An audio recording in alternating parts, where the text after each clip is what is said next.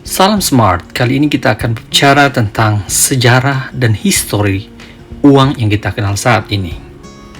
Uang yang kita kenal saat ini adalah uang yang sudah mengalami transformasi dalam jangka waktu yang sangat panjang. Uang memiliki peranan penting dalam sejarah peradaban umat manusia dari masa ke masa.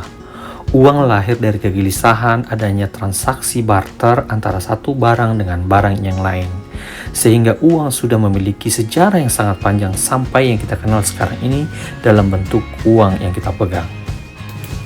Bentuk uang yang kita kenal saat ini sebenarnya muncul dari berbagai pendekatan ataupun praktik-praktik yang berlaku secara umum di masa lalu. Namun demikian, sejarah tentang uang sebenarnya dimulai sudah sangat lama, atau kurang lebih dari 600 tahun sebelum Masehi atau 600 tahun before Christ. Pertanyaannya sekarang, siapa sih yang memulai adanya uang atau yang dikenal sekarang ini money?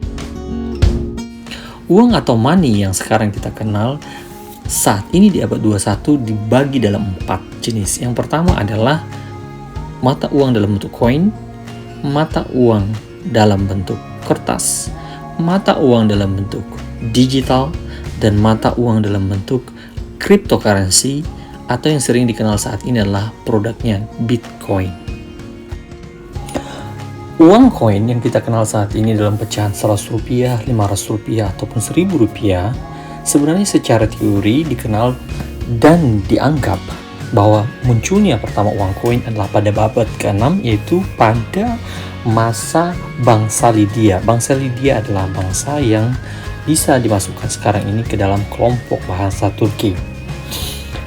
Koin pada saat itu memiliki komposisi antara campuran dari emas dan perak, sehingga dengan campuran ini maka uang koin sering disebut dengan kata starter atau standar. Nah, setelah ada uang koin yang tercipta sebelum Masehi, maka sebenarnya pada abad pertama bangsa Cina atau orang Tiongkok menciptakan uang kertas yang seperti kita kenal sekarang ini. Walaupun memang uang kertas yang saat ini jauh lebih bagus kualitasnya karena beberapa uang kertas sudah dicetak dalam bentuk plastik.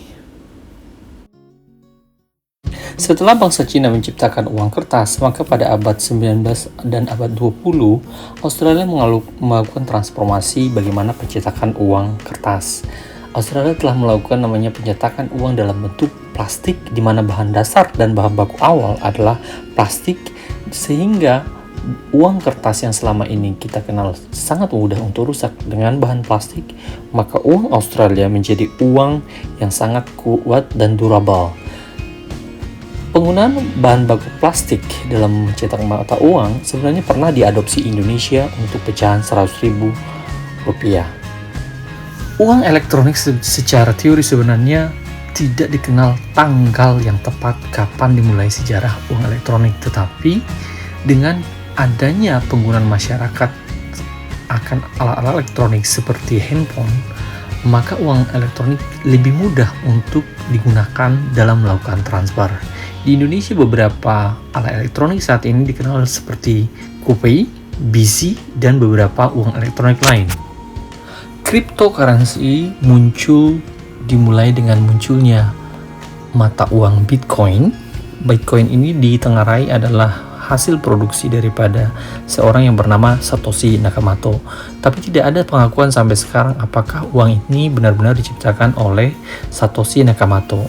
Di awal kemunculannya dalam sejarah Bitcoin ini hanya dikeluarkan dalam beberapa bentuk keping saja dan dihasilkan dari sebuah sistem yang kita kenal dengan Genesis Block.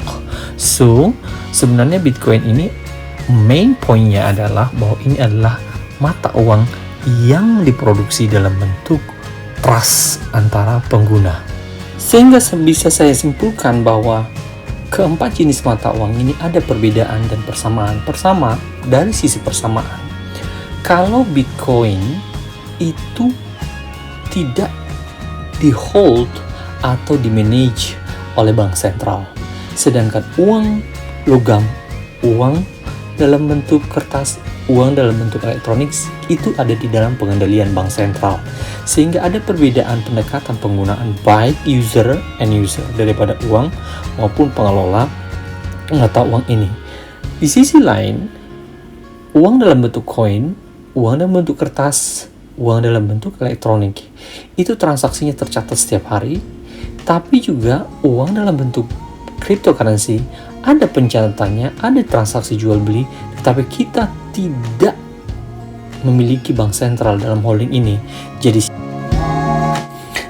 di sini saya akan menjelaskan dan menyimpulkan bahwa ada perbedaan mendasar tentang fundamental uang koin, uang kertas, dan uang elektronik yang kita anggap sebagai mata uang konservatif dibandingkan dengan cryptocurrency yang merupakan mata uang terbaru atau terkini.